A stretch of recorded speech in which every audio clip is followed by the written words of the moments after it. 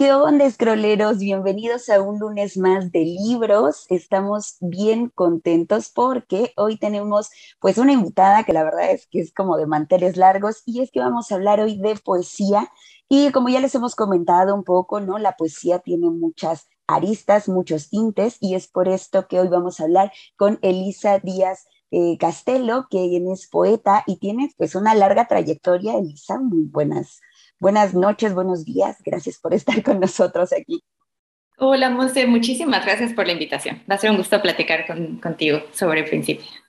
Oye, sí, Principia, este libro que ustedes lo verán chiquito, pero la verdad es que está que arde. ¿Por qué? Porque justamente este libro nos invita a repensar de nuevo la poesía, como ya se los hemos comentado antes.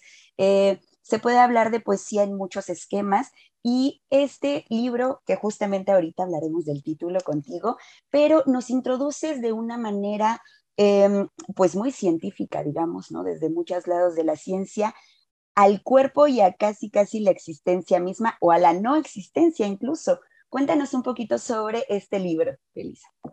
Gracias. Sí, pues Principia es un libro que busca integrar el lenguaje de la ciencia, acercarse a la ciencia desde otro lugar. Creo que estamos acostumbradas y acostumbrados a acercarnos a la ciencia en la escuela o bien si estudiamos alguna carrera científica, pues desde la especialización, pero Principia busca acercarse y reapropiarse un poco el lenguaje científico desde la intimidad y desde lo lírico.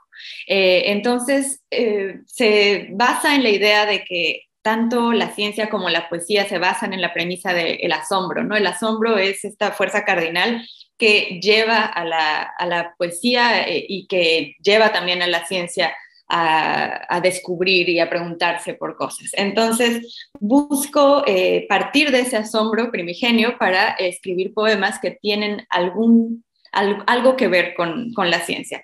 Y esa es la premisa de este libro. Claro, dices, o sea, justo, ¿no? Que tienen algo que ver, pero en muchas ocasiones yo cada que leía uno de estos poemas, a veces me parecía como si se contrapusiera por un lado la existencia y por otro lado, pues lo que dice la ciencia de ella.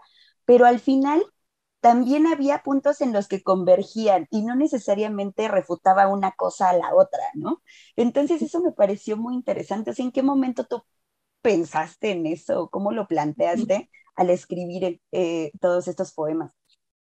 Pues es que creo que la ciencia y bueno, en general todas las formas de aproximarse a la realidad que buscan esquematizarla, ¿no? Como que Ujú. plantean una noción del mundo necesaria, pero siempre limitada. Y entonces en este libro había poemas, por ejemplo, alguno en el que utilizo el método científico para hablar de la enfermedad de la madre, ¿no? De la Ujú. enunciante. Y entonces justo es tratar de sobreponer un sistema que no puede contener a lo otro, ¿no? Como cómo hablar desde utilizando el método científico de algo que no puede ser contenido en ese sistema, en ese lenguaje, para comprobar que la realidad siempre rebasa, ¿no? A los medios de sistematización, ¿no? Incluido el lenguaje. La realidad siempre está rebasando aquello que busca sistematizarla y pues enmarcarla. Claro. Y esto es muy interesante justo de este que estás comentando, que se llama Introducciones para realizar un experimento. Yo justo veía eso, ¿no? Hay una parte específica que a mí me gustó, que dice, es el paso octavo, que es desarrolla la hipótesis, ¿no? O sea, que sería como un método científico, es una Sí. afirmación incierta. Madre no morirá, madre morirá. O sea, es como justo lo que dices, ¿no? Se contrapone una cosa con la otra totalmente. Eh, y justo también, por ejemplo, algo que yo veía en todas tus líneas es que de repente entra, sí, el método científico, pero como que también muestras atisbos de la religión, ¿no? Justo al inicio, en el de Credo, hay una parte que dice, creo porque hay pruebas que nunca llegaré a entender en cosas tan improbables e ilógicas como la existencia de Dios, ¿no? Y creo que va mucho por ahí este libro. ¿Es así? ¿Es así? Sí, creo que la religión es otro de los temas que empezaron a surgir cuando comencé a redactar este libro. Yo no lo tenía planeado así, pero se fue manifestando casi por sí sola y me di cuenta que estaba tratando de pensar, reflexionando a través de estos poemas sobre cómo incluso la ciencia también participa de la fe, especialmente para aquellos de nosotros que no tenemos una formación técnica en la ciencia. Eh, Podemos decir que sabemos que la Tierra es redonda, pero no necesariamente podemos comprobar que es redonda matemáticamente. Entonces, pienso que incluso el conocimiento participa de la fe y me pregunté por las muchas intersecciones entre la religión y la ciencia, ¿no? Estos dos discursos que en apariencia son están totalmente alejados entre sí. Ahora, también hablas mucho como de estas transiciones, como de quedarse en el centro, ¿no? De cuál es la plenitud. O sea, eso me hacía pensar mucho también en, hablas mucho como de dar, no sé, como de ancestros, ¿no? Como de personas que quizá ya no están presentes. Y yo me preguntaba si este plano también es como un plano muy tuyo, o sea, que, ¿qué inspira realmente como todas estas líneas o llevarlas de esa manera? Pues sí, creo que un gran tema de este libro es la pérdida, ¿no? Y la constancia del cambio, ¿no? El hecho de que las cosas cambian todo el tiempo, entonces todo el tiempo tenemos que estar haciendo las paces con la pérdida. Y cómo eso es pues, la condición misma de la vida, es este cambio constante, pero también estamos hechos para concebir que las cosas son eternas de algún modo y cómo llegar a hacer las paces con eso a través de la palabra. Entonces creo que ahí más bien estaba yo trabajando mi propia relación con la impermanencia, utilizando la ciencia para hablar de eso. Sí, bueno, ay, by the way, yo estoy así como, ay, yo estoy bien feliz con este libro porque de verdad me sorprendió mucho, me hizo volar un poco la cabeza y más en este sentido porque volvíamos a lo mismo. A veces es muy complicado que nos acerquemos a la poesía y más a la poesía pensándola desde otro punto, no del punto romántico quizá, ¿no? No romantizado.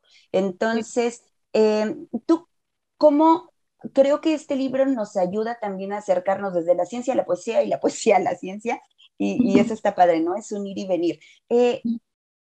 ¿También existe en ti un interés de que la gente se acerque de alguna manera también a la ciencia a través de este libro? Pues sí, pienso que quería compartir mi fascinación por la ciencia, ¿no? Específicamente el origen quizá de este libro es mi fascinación por la ciencia a gran escala, ¿no? El principio y el final del universo y lo que sucede pues allá afuera en el espacio exterior. Entonces, creo que como si está escrito desde ese asombro, supongo que una de las ideas es poder compartir ese asombro con los lectores y que quizás son, o sea, quizá no todo tipo de lectores, ¿no? Desde personas que sí se dedican a la ciencia hasta también quizá quienes no habían descubierto ese asombro, ¿no? Que hay en la ciencia. Entonces sí, creo que quería compartir eso con los lectores.